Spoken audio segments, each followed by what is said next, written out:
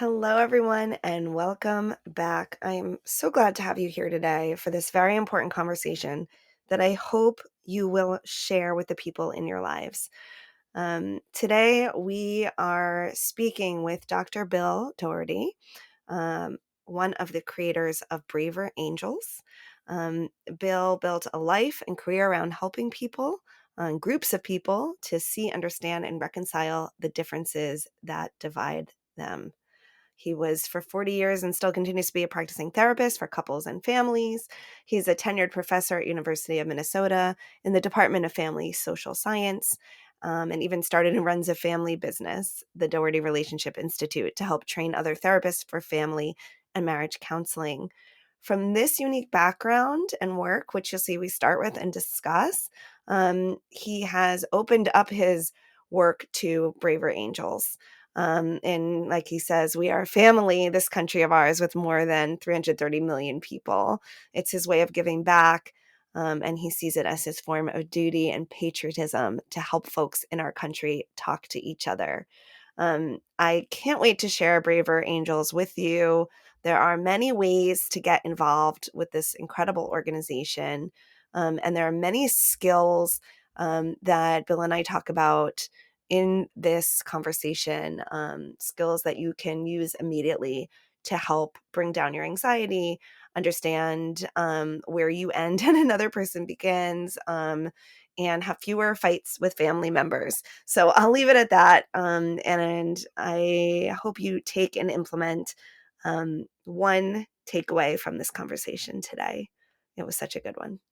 Here we go. Bill Doherty, I'm so glad to have you on. Uh, So glad to be with you. I'm a very appreciative.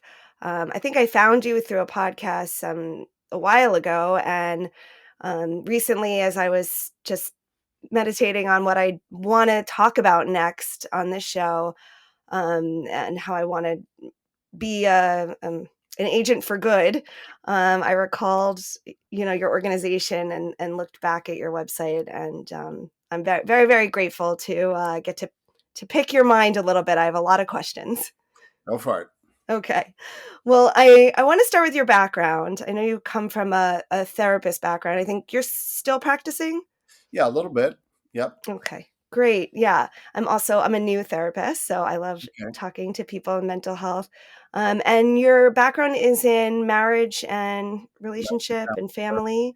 Yeah, I taught at the University of Minnesota for 38 years, taught in medical schools before that. And my clinical specialty in recent years has been couples on the brink of divorce. Oh, you get them right on the brink. Right. Wow. And is there a certain theory or method that you use? Yeah, for that particular population, I developed something called discernment counseling. It's a short-term pre-therapy intervention to see if people want to divorce or really want to be serious about therapy. I like that. So that we're clear what the goals are before we start on this long thing and find out that someone really had already made up their mind. Exactly. Yeah. Exactly. Yeah. Very interesting. I like that. And what about when you work with families or you work with couples who are maybe not at the divorce point, but having some conflict that they want to work through? So I use a variety of approaches, systemically oriented couples therapy and family therapy. Yeah. But So my you're particular looking at like a systems approach? systems approach, using, as most therapists do, lots of different methodologies, but mostly trying to help people understand the interaction patterns they've gotten caught up in, and, Yeah. and how to shift out of them. Yeah. So we have these dynamics and roles, and we kind of find ourselves, even if it's an uncomfortable one, in a kind of homeostasis as a couple or a family. Right. And you change one part, the other parts also have to change and the roles have to change. And that's kind of how you're looking at like the system. And Yeah. So what kinds of patterns, loops are we in that are not working for us, and how can each individual take responsibility to make changes? People come into therapy with a pretty good idea of how their partner should change. that's right. Right. I That's had an right. old supervisor who said, in most marriages, somebody's saying, somebody around here is going to have to grow, and I'll be damned if it'll be me. Yeah. Yeah, yeah, I think, I've heard some jokes about, like, in couples therapy, most of the time you see women dragging the men in, or, like you said, some you're trying to change the other person, it's much Right, harder to look at ourselves and how we're contributing to the dynamic. right, right. Exactly, exactly. Yeah.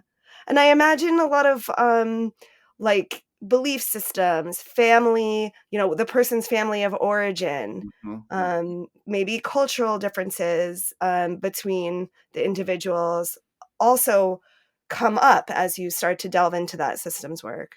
Or all of the above. All of the above, yeah. I find that really interesting because, like, our belief systems or the cultures or families that we grew up in, we're so close to them that until we're faced with difference, we often don't Right. even know that we have an opinion. We just think that that's how it is. Exactly. It's the old song about there's only one way to squeeze a toothpaste, and, right? Until you with somebody else and they do what? Yeah. That's just the way. That's the way we do it. Hmm. And then when someone challenges that, it can feel like a real, um, like questioning our identity, Sure, um, sure. maybe even an attack on our parents' values. Hmm. Yep, yep. Yeah. Hmm.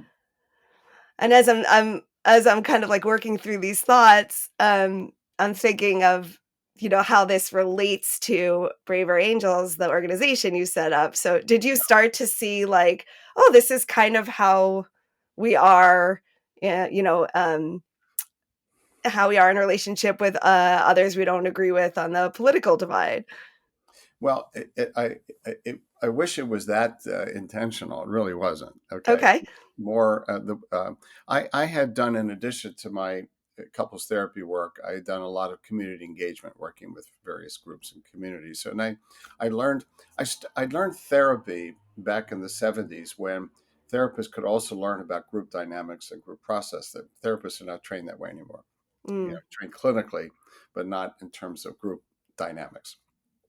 And So I had that background, and a week after the 2016 presidential election, a colleague of mine who lives in New York City, David Blankenhorn, who I had worked with on family issues, it called me, and he had been on the phone with another colleague of ours who lives, David Lapp, who lives in Southwest Ohio, and they were talking about how people were feeling about that election. Remember that election, 2016?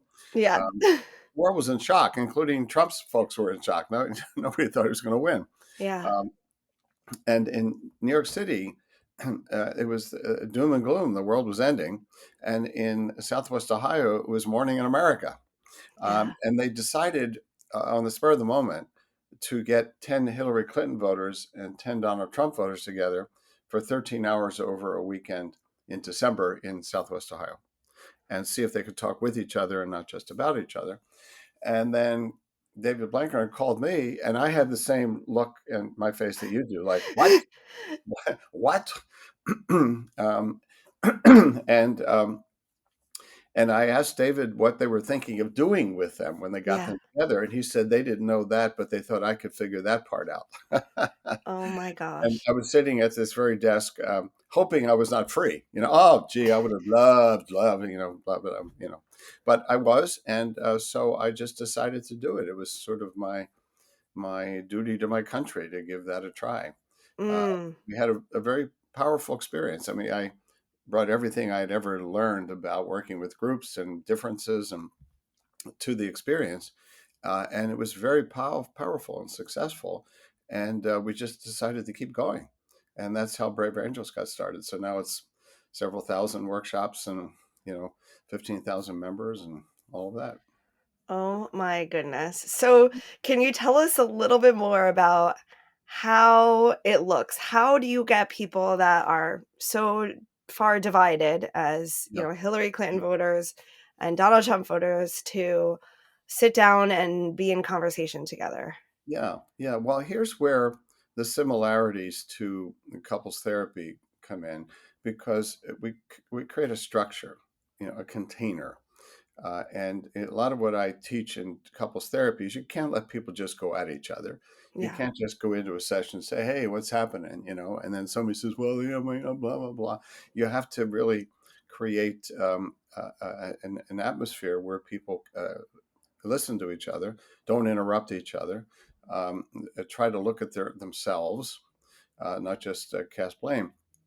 So this particular workshop, we have a whole bunch of them, but this one that we started with called the Red Blue Workshop. So it's 8 conservatives, 8 liberals, 8 Republicans, 8 Democrats, and a series of exercises where we invite people to put forward the best of what they believe. So one of the exercises is a fishbowl exercise, where one group is in the middle in circles, and this can be done online.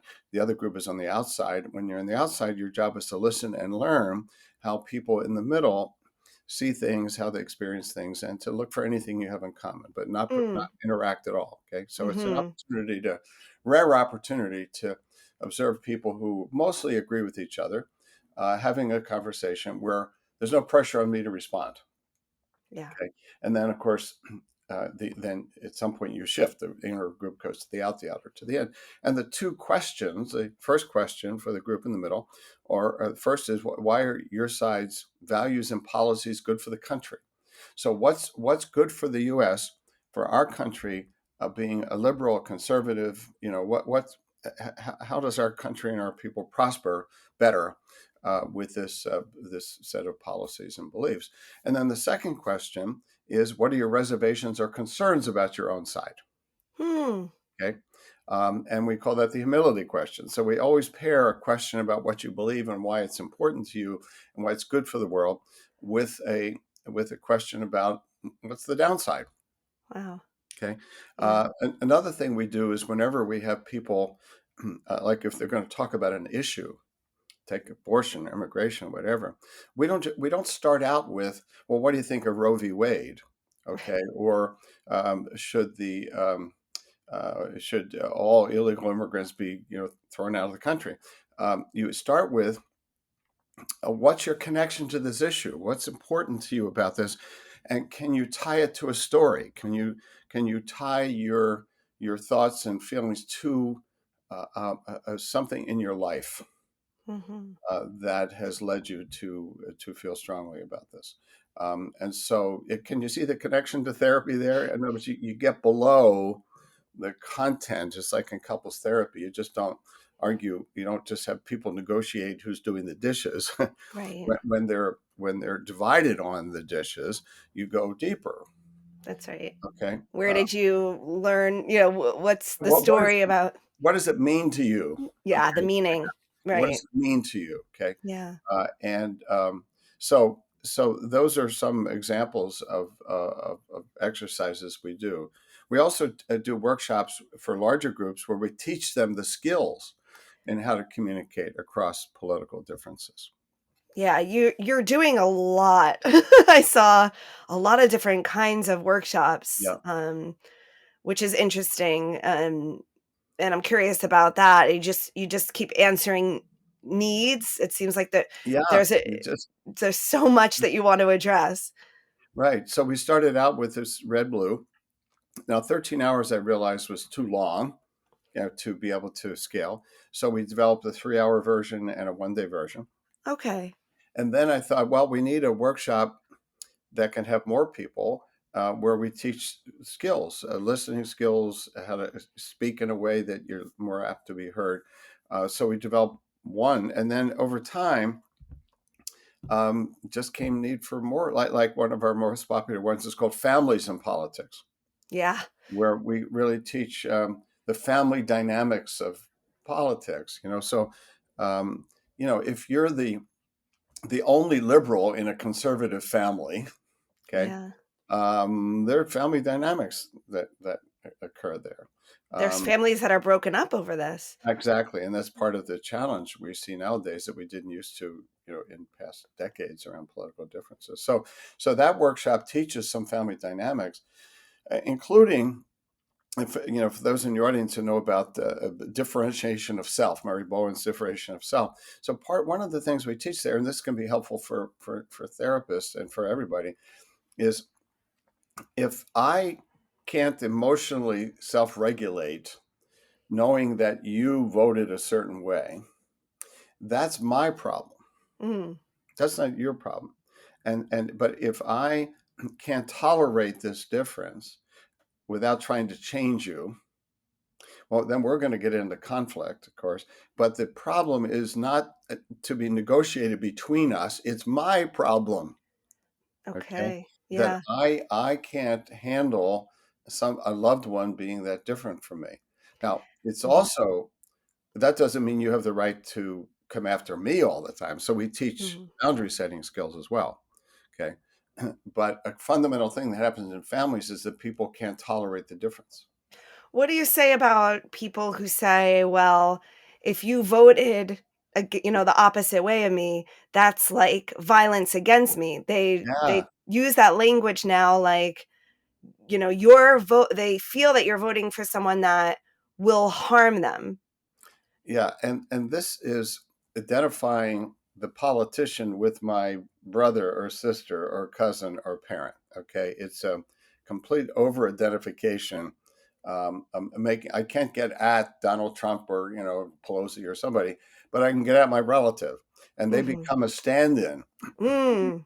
Okay, and it destroys relationships.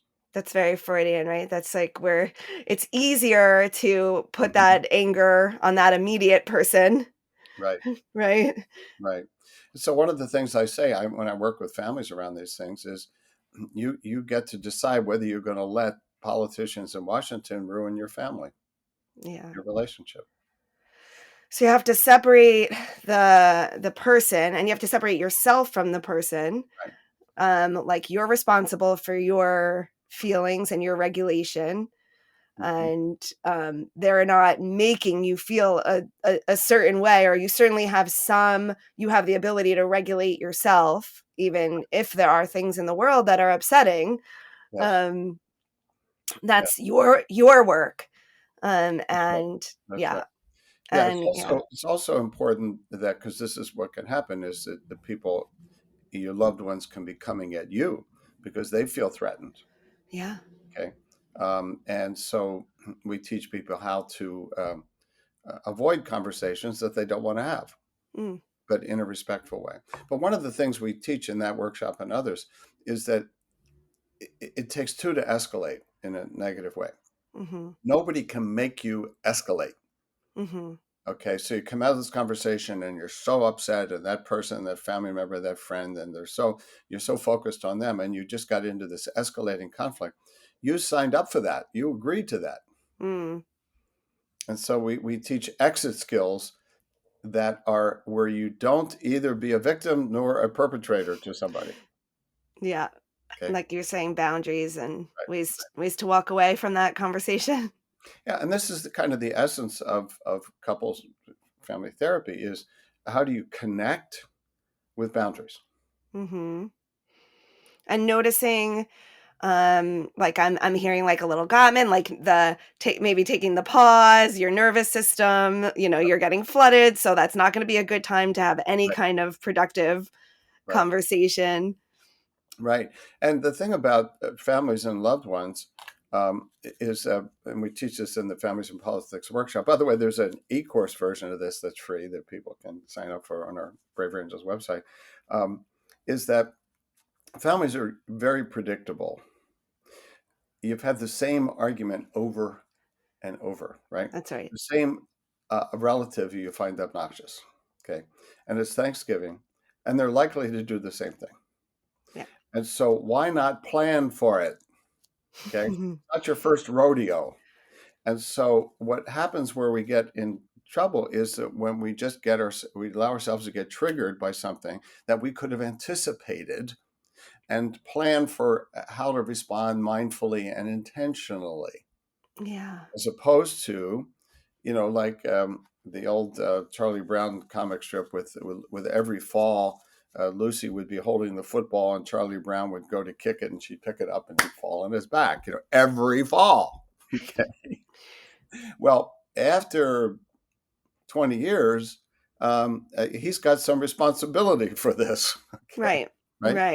Right. And so, anyway, so part of what we teach is how to be mindful, intentional, and skillful as we approach these difficult conversations. I'm remembering, Laura, one of the very first skills workshops I taught. There were a number of therapists there. There were some colleagues of mine who came, and the skills are the listening skills, iMessage, just the stuff that we all know as therapists. Um, and asked people at the end what they were taking with them from the workshop. And the therapist said, I know all these skills, but I never thought to use them in political conversations. Yeah. It's like we suspend what we know Yeah. and Yeah. go after people. It's like I come from a yoga background and meditation, and it's like you see these, folks doing the yoga, doing the meditation, get off the mat, and they're like running over each other. It's like That's great. the point is to use this, That's good. Yeah. Out of my way. Yeah. Yeah. That's It's good. like we're missing the Right, connection right, between like this stuff that we know and then like embodying and practicing using these skills in all sorts of situations. And right, the ones that are the challenges are the ones where we need them the most. right, right, right. I'd love to get maybe even back to the red blue divide a little bit Sure. and hear more about the skills that you use before you do those circles. Yeah. Is there a does each group meet separately, or do people meet all together for the first time? Are there sort of ground rules that are set Sure. up? Sure. Yeah. So people begin, they're sitting next to each other, red, blue, red, blue, red, blue. Okay. And it begins with the goals, some ground rules. And then we ask people to introduce themselves, take a minute to introduce yourself, your name, where you live. Are you here as a red or blue? And then briefly, why you accepted the invitation to come to this workshop. Yeah, And again, that's like therapy. You begin with why are you here? What do you want yeah, to get out of seeing me? And so that's how we start. And so people are hearing from each other, usually just really important reasons. They're there because they're struggling in their family, they're worried about their community, they're worried about the nation. They're saying we just can't keep fighting each other. We have to find some common ground. So that's how we start. yeah. Hearing people's why and hearing people's stories of like what moves them Yeah, and their intentions. I mean, just it's just making people more real, more human, and right, right. um, At yeah, our very first workshop in December of 2016, one of the blues, one of the Democrats as we were going around, was an older woman who teared up when she said she's worried. She was so shook up by Trump's election. She said she was really worried for the future of her grandchildren, and she teared up as she said that. Later on, a Republican, a red woman who was actually a county chair of the Republican Party, said that she was very moved by that because up until that point, she thought people saying the world was going to hell and they're worried about the future of their kids. She saw that as a kind of political talking point. She didn't know anybody felt that way. There's no way to not accept that this grandmother felt this way. yeah, I mean, her tears, her fears were genuine, yeah. and it has an effect on somebody else. It's not political posturing. Right, right. We get most of our information from the screen, Right, and we tend to be siloed in communities of likeness. right. We surround ourselves anyway with people that are most like us. So we get these kind of caricature ideas of the other, Yep. and they don't really think like that. Or so she had a real awakening. Are there others? Um, Maybe a few other stories that touched you Sure. where you saw people change, shift? Sure. Yeah. We're we're say a blue, a liberal. really, took in how concerned and fearful um, a, a Red was about Democrats' growing government so big, so large, that it would, would take away his freedoms, his freedom of speech. Worrying about the cancel culture that he was seeing on campuses, um, and um, and so not an attack point, a worry point, a concerned point. Yeah. And then others just saying, okay, I don't see, like a Democrat, I don't see my party wanting to just have huge government and take over your rights, but you are clearly worried about that. Yeah. You're worried that that the most far left Democrats will be in power long enough that they will not tolerate people who disagree with them. Uh, And what are the goals of the of a workshop like that? Is it deepening understanding? What do you hope that people come away with? Is it set in the description, or yeah, it do said in you? the description, Mhm. we're interested in people understanding each other better and expressing, understanding the other side, and then expressing oneself in a way that, that they may understand you. We're not interested in changing people's positions, their specific viewpoints about Yeah. issues or politicians. We're interested in changing their views about each other, Yeah. because the views about each other are, um, your side are ignorant, untrustworthy, unethical. Um, um, you're blind. You're either stupid or bad. Yeah. Okay, you're a cult follower, or if you have a mind that works, you clearly should know Right. where you're going, where you're taking the Right. country is bad for it. Whoa. Yeah. So I liked what you were saying about the people who are listening. They have to listen for good. They Yeah. have to they're specifically looking for things they can relate to for understanding as they're listening. So it focuses, they're not listening for debating. I assume that there's some rules This is against debating. Well, that's right. Uh, We don't permit that. right. So when we bring people together, what we call our engagement workshops, as opposed to the skills teaching, very clear structure and ground rules. And one of the ground rules they're agreeing to is to talk to the question on the table now, as opposed to something else they might want to say. Yeah. So when we have people do some sharing, and then the other group is listening, the question, two-part question is, what did you learn about how people on the other side see themselves on it? Yes. And did you say anything in common?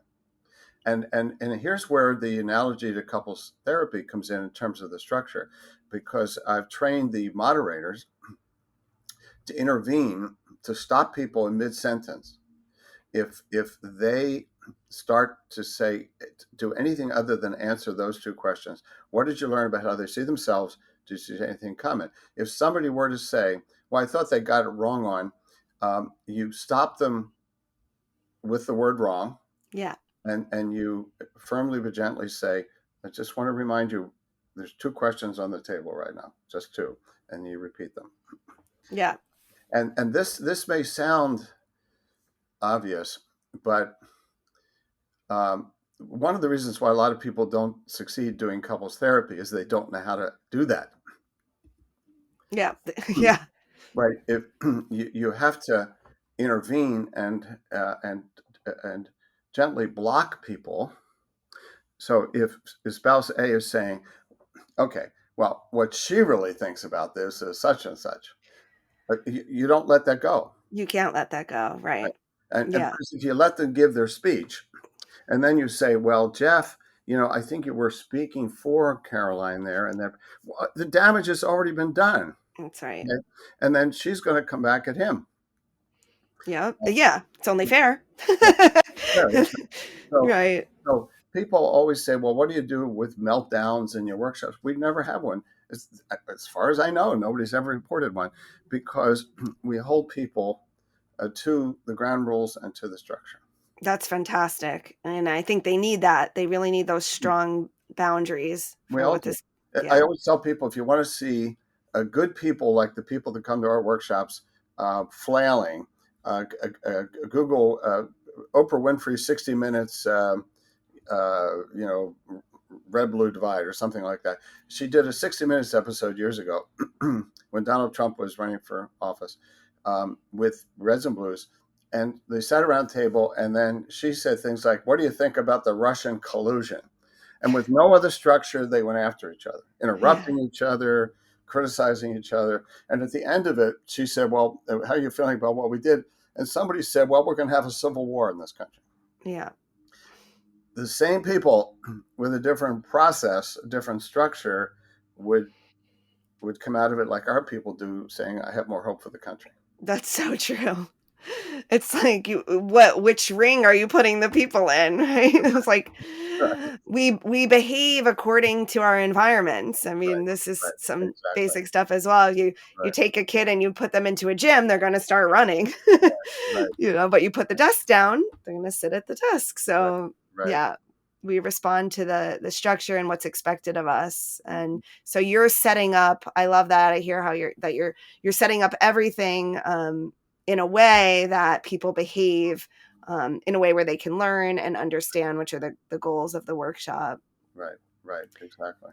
And then are there some goals as far as after, like how they integrate that new understanding? And maybe these are different, whether you do a general red blue, I think sometimes you do some issue specific. Right, Is it right. also like, are we just walking away? Not just, but are we walking away with more understanding, or are there some action steps that folks are encouraged? Yeah. So one of the things is that although the research is showing these workshops do help depolarize people, but the effect, diminishes over time. And so Yeah. that's why we encourage people to take multiple exposures. It isn't just one vaccination. Okay. So one, they could do that.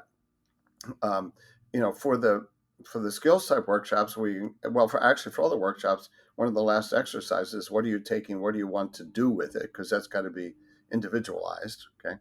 And then in addition, we also have what we call alliances or chapters, where people who have been to a workshop can be part of a local alliance or chapter in which they meet monthly with people across the divide. They get into issues, they develop relationships, and those chapters sponsor workshops in the community. So there's opportunities. And most of the in Braver Angels, there are probably like 30 people who are employed nationally, and all the rest are volunteers. I'm a volunteer. We're Mm. very active in Minnesota, and it's all volunteers. So there's lots of opportunities for people to engage after workshops. I looked at the map and I saw I'm in upstate New York. Okay. There's a chapter in the Hudson Valley area, but not necessarily here in the Western Catskills where I am. So, Okay. Well, there you go. You can just, opportunities, opportunities. yeah, I'm very interested in first learning how to be a facilitator and getting some training, and then seeing what we can do here. Because we have Well, a lot of quite a divide here in where I I bet live. you do. I bet Yeah. you do. Yeah, I bet you do. And it's important to note that one of the decisions that we made early on was that all of our workshops would be free and that the training of the moderators would be free. Wow. And the training is online and self paced.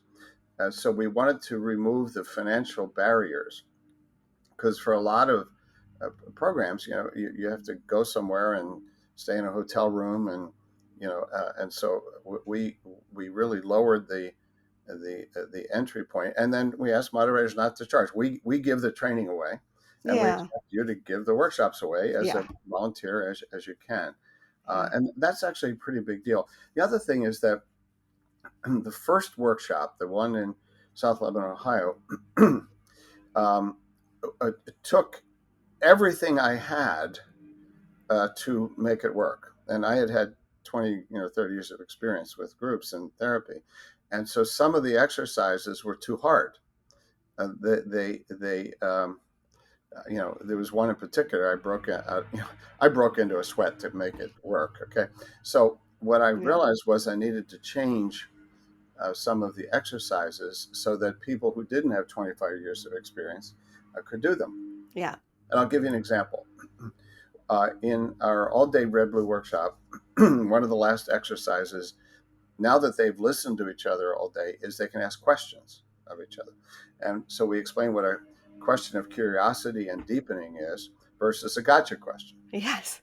Okay. So I thought yours truly giving a 5-minute explanation with examples of good questions and not so good questions that people could do it. Nah.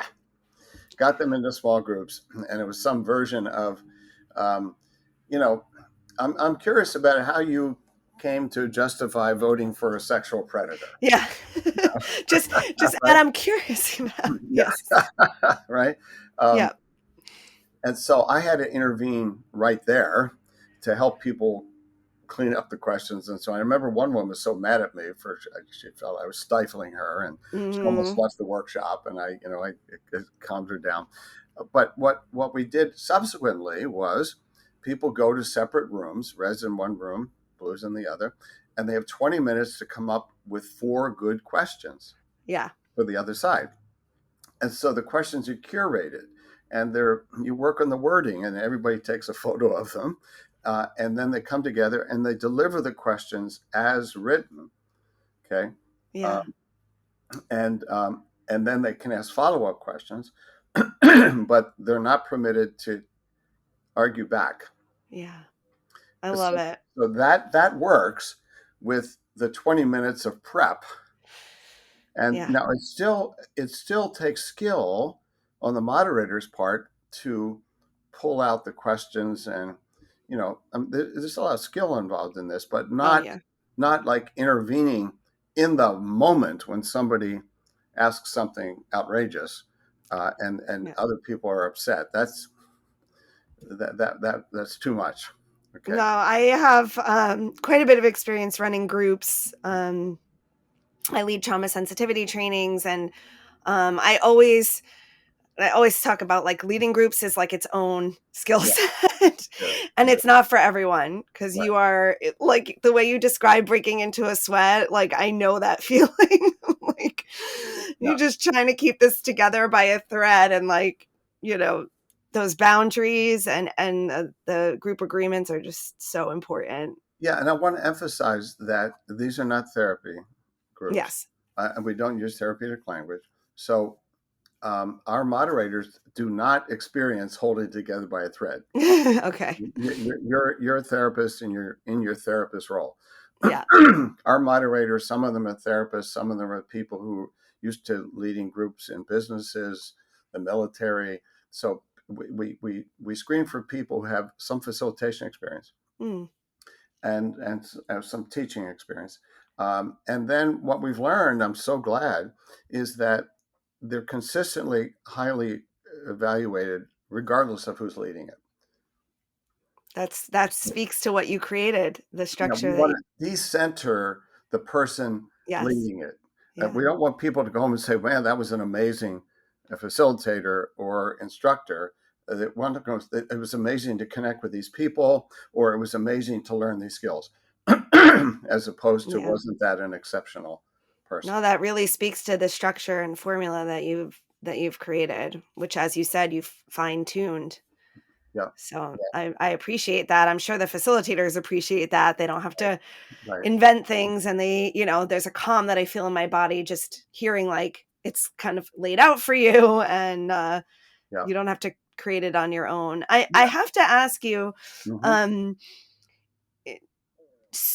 I imagine, well, I have a few questions about this. Like I like that you said it was free, and I was Hmm. just part of me is thinking about when you do something in a community, like the power dynamics that are already there, if those play out. I mean, let's say you have a um, someone who's involved in the town politics. Hmm.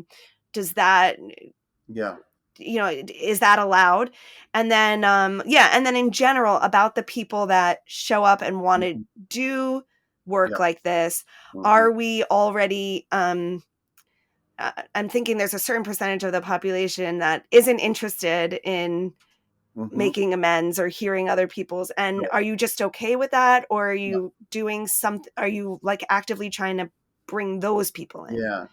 Great questions. On the first one, we've learned in general not to mix elected officials with regular people. Yeah. Okay. We have special workshops for elected officials, Oh, just great. themselves. Yeah. Okay, and we've done a lot of those. Those are called managing difficult conversations with constituents and colleagues. So it's geared to elected officials. Okay, Beautiful. but we don't. It's hard to mix them and regular citizens. Yeah. In terms of who we get people across, the political divide. We get people who are at least open to a conversation or open to learning some skills. And we don't worry about those who are not. Our theory of change is that the people who come are in relationships with those people. Okay. Okay. And that's how you reach those people. You don't try to get, um, uh, you know, and it's actually people on the far left and the far right are not interested in what we're doing. The Right. people who see our problem as a battle to be won, a decisive victory, what we're doing isn't of interest to them. They want to they want to defeat the enemy, and but they are in contact with others. Okay, That's um, right. so um, I gave a presentation to faculty at a college in a small town in Minnesota, and a faculty member afterwards said that there's a guy. They have a lot of minority students, foreign, international students, and there's a guy in the town who rides around in his car with the Confederate flag on it, and he rides through areas that have African American populations, and so she was saying, what do you do about him? Well, he's not coming to us, and we're not going to go knock on his door. But what we're hoping is that he's in relationship with people, some of whom Mm-hmm. will come to us, and who could say, George, this is making it worse. Okay, Mm-hmm. this isn't helping. Okay, Yeah. and or even I'm worried for your life or something like that. Um, Right. that's who can talk to those folks, and So so we don't true. we don't worry we don't worry about who doesn't come. It's Now, like someone who speaks their language and like because I mean I'm thinking about I've done some work with the police and with yoga. And, yeah, um, I had to really change my language. Obviously, I gotta even call it yoga, just like anger release or whatever. right. But then it was even more effective when officers themselves like started their own yoga and wellness groups, and Right, it came right. from within. So, like, yeah, it's making me think of Yeah. So that. one of the things that we talk about is red language and blue language. Yeah, Okay. yeah, And so if yoga is identified with blue, liberal, wishy, what, groupie, groovy, um, call it something else. Okay. exactly, Right. exactly. Right. And Yeah, so it's worth noting here that therapy speak tends tends to be identified as blue speak in the yeah, country. So we avoid that in Brave Angels. We yeah. don't say we're creating safe spaces. Right, right. Okay. We Yeah. create structures where people can, talk with each other and listen to each other. We don't talk about safe spaces. Oh, that's so important. Yeah, yeah, and and it is a challenge in the therapy field that we're so identified with liberalism that I do worry that conservatives are beginning to feel like they will not be quote safe Yeah, coming to us. yeah. No, it makes a lot of sense. Um, yeah, I'm just feeling that. Um, I'm you started this in 2016. Hmm. Um, it feels to many of us like things are getting worse, Hmm. not better. I- I'm wondering how you're digesting that, and how you keep hope Yeah. that folks will continue to have conversations like these. Well, hope is a choice. It's a decision. That's how I see it. It's not a feeling. Um, and the beginning of change often requires that people recognize that we have a problem, not just you have a problem.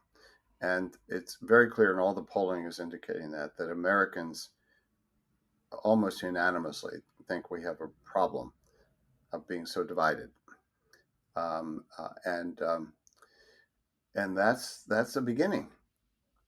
Okay, without that, and then you have to bring out voices. Um, so uh, um, we never could get through to the chambers of commerce, the business community. Now we are. Yeah. Okay, we're in conversations with prominent chambers of commerce about what we can do with them because this is showing up in the workforce. and Ooh, and some researchers are putting numbers on declines in productivity because people are feeling alienated from coworkers or from the company, wow. and the Yep. companies are running into um, backlash Yeah. no matter what they do. So it's no longer something that they can afford to ignore. Yep. Okay, and so that's where the the faith community is the same way. It's like, okay, we got to deal with this. We got to deal with this. The other thing is that I take a longer term view of this. The, Mm. his political scientists are saying that polarization has been rising for at least 40 years. So hopefully, we may be cresting. Mm-hmm. So it's going to be a long haul. And there's somebody who once said there's no great work that you can ever expect to accomplish in your lifetime. Yeah. Yeah. So long term. No, that's really important when we think about goals, right? We have like what are the long-term goals? And it sounds like you're involved in quite a bit of research. Well, yes, we are Brave Rangers. Yeah. What happened is that we were the first organization. There are lots of bridge building organizations, which is great.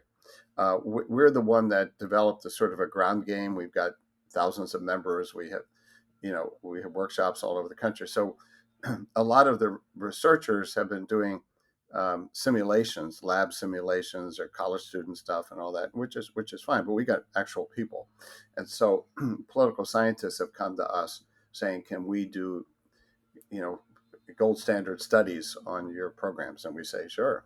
This is so exciting.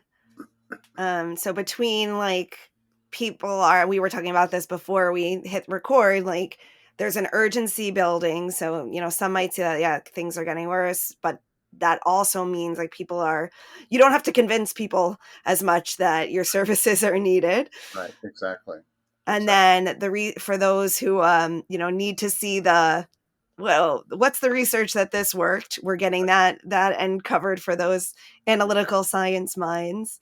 Right. And then Um the other, thing that people say is, well, it's nice to bring citizens together, but what about elected officials? So we're doing more there as well. So we're now working with what's called the Problem Solvers Caucus in Congress, which is a group of 25 Republicans, 25 Democrats who meet weekly for a meal, and they work on bipartisan legislation. And so we're connected with them, and we're wow. doing workshops with them and their constituents.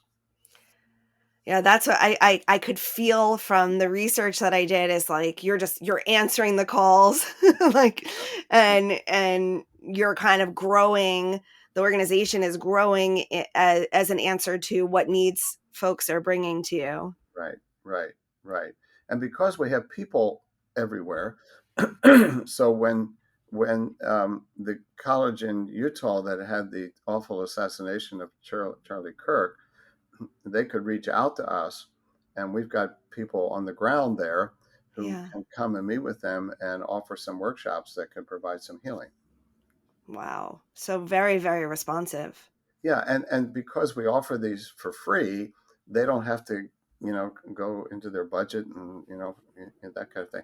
Now, what it means is we have to raise money, so we got, grants and gifts and all that. So it's not like we're rich, but we just made that decision early that it's going to be free. The other big decision we made is that the leadership would be half red, half blue, plus independents as well. Yeah. So I'm involved every day, literally every day, with people who differ from me politically, who voted differently from me, Mm, and there's a kind of we have to walk the talk, yeah. because we have these relationships. Is there something that sticks out that you've learned from working with people across the divide? I've learned to take their fears and concerns seriously. Yeah. Um, that's a big one. Really, really, it's so easy to dismiss the worries and fears of Yeah. others. We take our own seriously, and we go, well, that's not going to happen, or that's exaggerated, or whatever. Mm, And so that's a big one. And then second is that there's a life story behind fears and concerns, and yeah. try to get to that, get to that. So those are big deals for me. Thank you for sharing that.